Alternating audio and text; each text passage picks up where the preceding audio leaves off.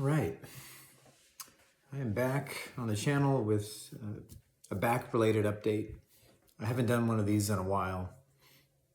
I can't believe it's been over 3 years since I had my lumbar fusion at 2 levels, L3 to L5. It was May of 2021.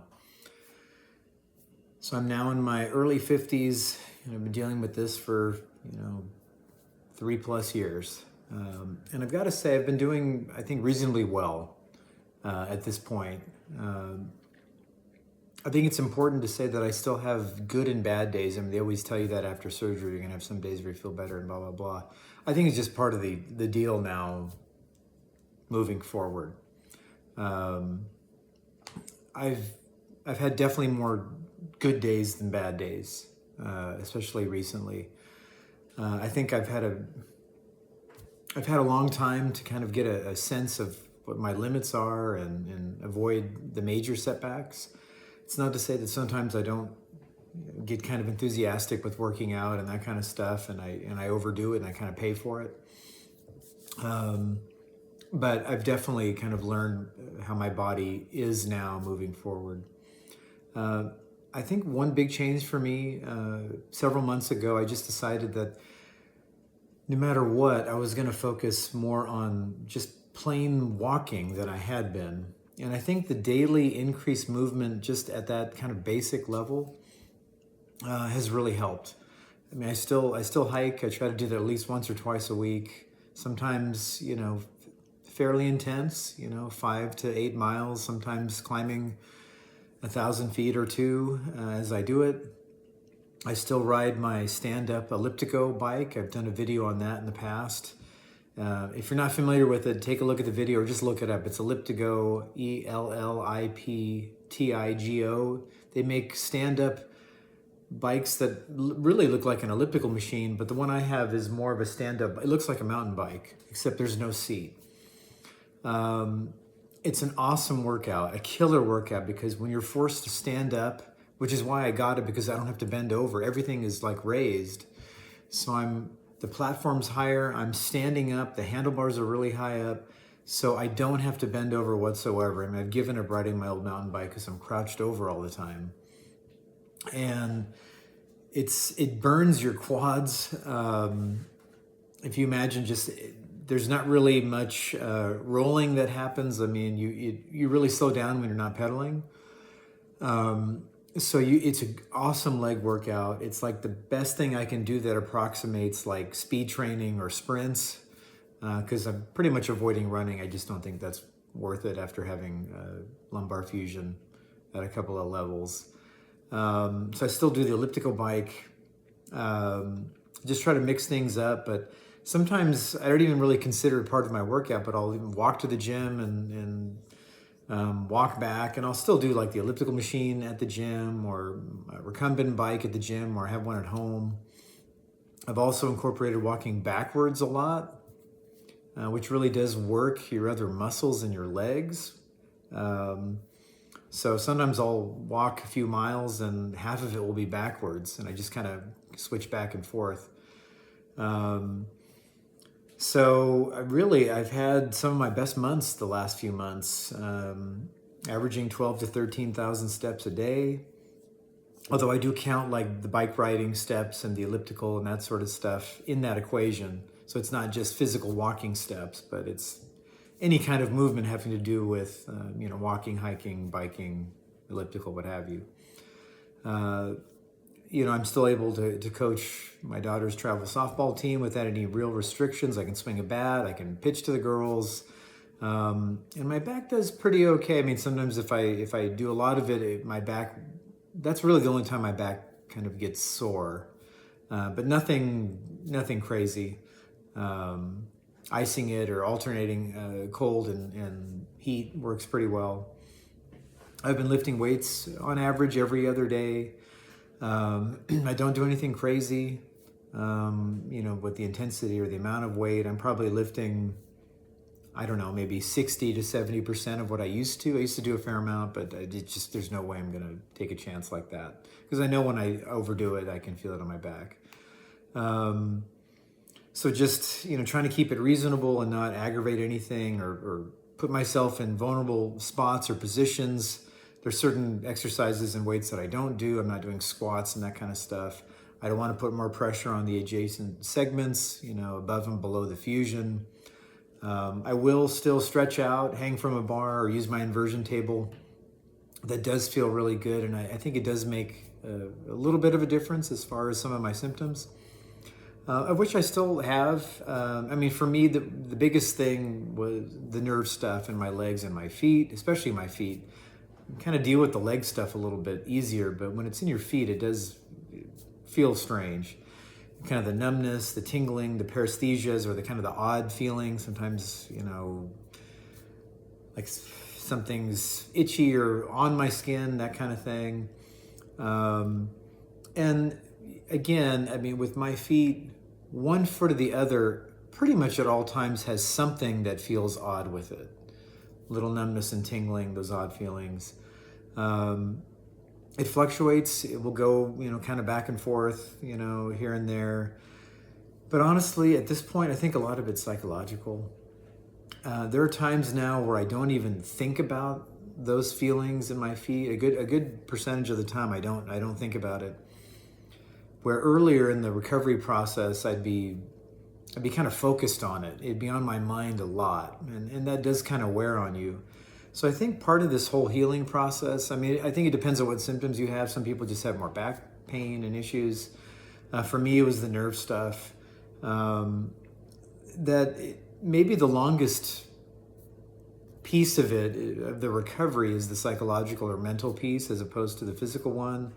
Because I almost feel like I've gotten better now the last 6 months, in part because I'm tuning out some of the odd feelings that have always been there. Yes, they improved, but I think if I never had this stuff going on, I never had the surgery, and all of a sudden I had the symptoms that I still have now, I'd be, oh wow, what's wrong? But now I don't really feel that way. I just know it's always going to be there.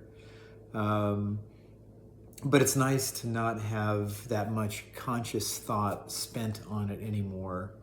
And I've also learned that when I'm feeling bad, or I'm having a bad day, or the symptoms are just aggravated because maybe I overdid it, I know that I'm going to get back to my baseline. Earlier in the process, there'd be times where I'd have negative thoughts or maybe panic a little bit and think, oh, I did something and I ruined the fusion and now I'm not going to get back to where I was. And I always get back to that point. It's just now I know how to get back to it quicker by not putting myself in situations where I really have a major setback.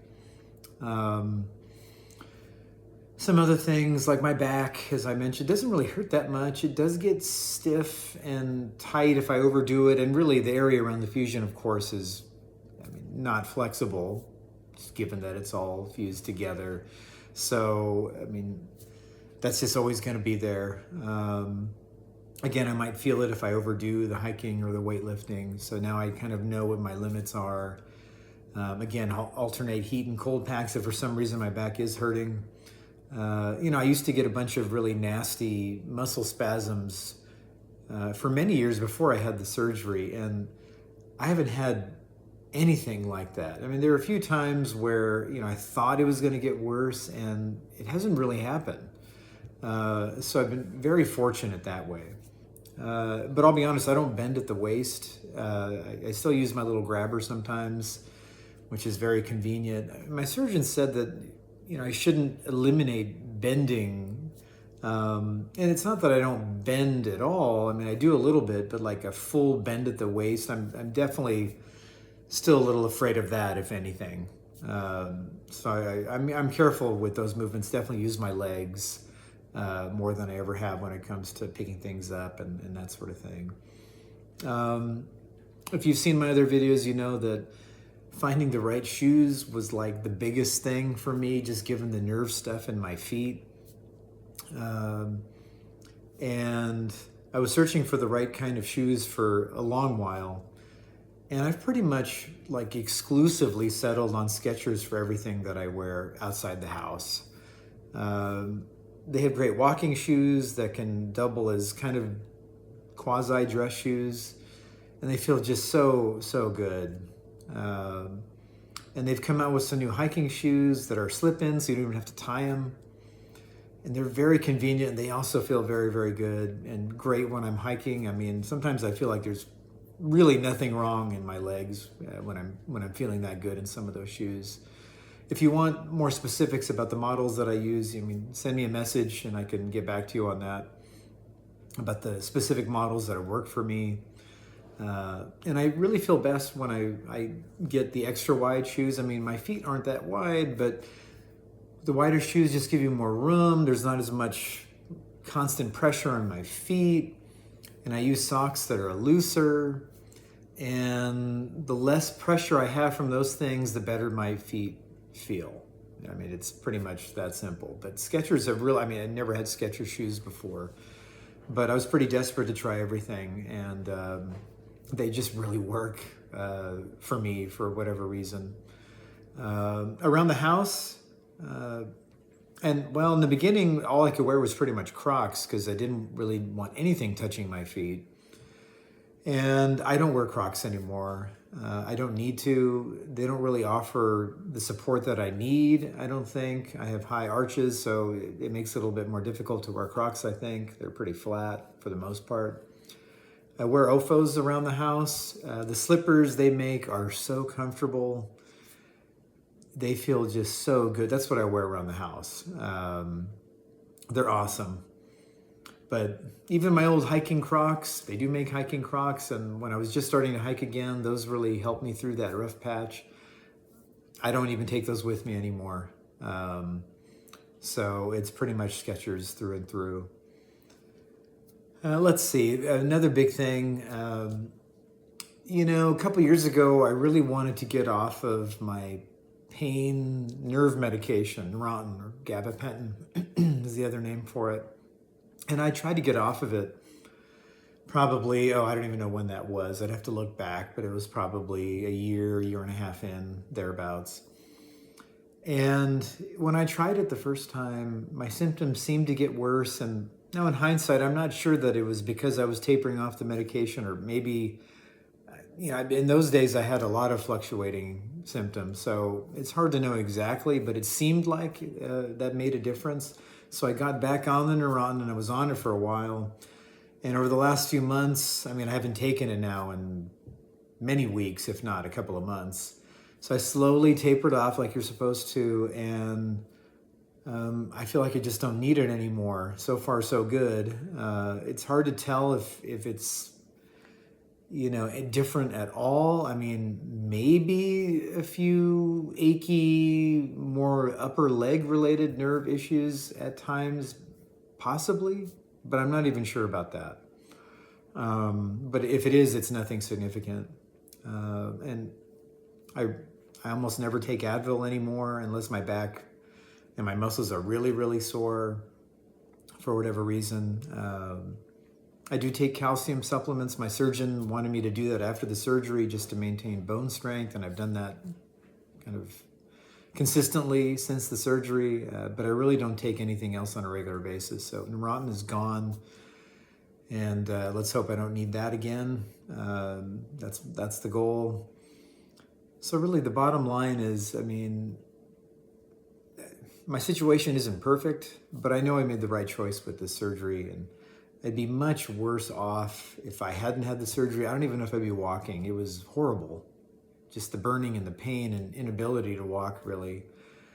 So if you're going through this, you know, back issues are very difficult. If you're going through issues like that, or recovering from surgery, or contemplating a surgery, feel free to reach out and share your story and ask questions. I'm happy to help any way that I can. If you have advice, I mean, a lot of you have given advice to me over the years.